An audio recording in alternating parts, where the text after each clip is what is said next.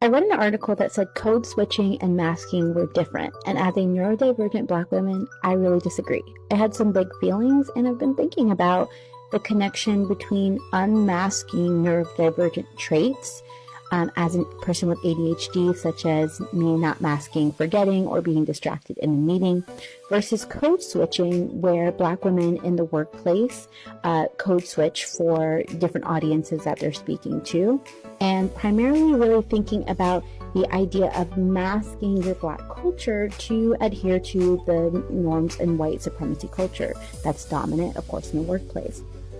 This particular article implied that code switching is a choice rather than something that's unconscious. Before we had a word for code switching, we were doing it in order to survive, even in elementary school. So when I think about the poor outcomes of unmasking as a neurodivergent person, and also the poor outcomes for being a Black woman and not code switching, they really lead to the same or similar outcomes of limited career employability, or lack of ability to lead, or perception, or how you're viewed in either of those situations.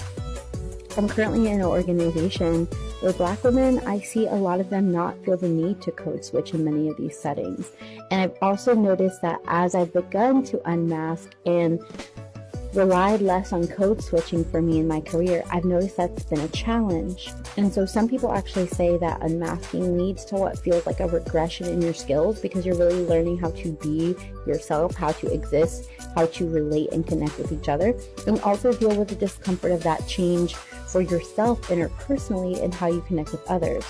So I'm curious, really, what does this dynamic really look like when we consider how Black women have to code switch in order to be successful in their career, and that some of that is embedded in us from a young age in order to feel like we can successfully thrive, not just thrive, but even be safe at times. How does code switching connect to the negative impacts of unmasking?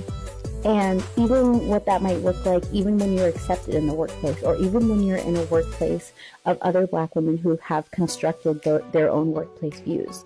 So, whether you are neurodivergent or neurotypical, I would love to know your experience as a Black woman, really showing up authentically as who you are without adhering to those things. And of course, if you are a Black Indigenous person of color and you are really considering what that looks like for you in the workplace of unmasking, I would love to know your take on this.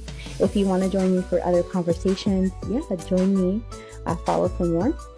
And can't wait to see what you think.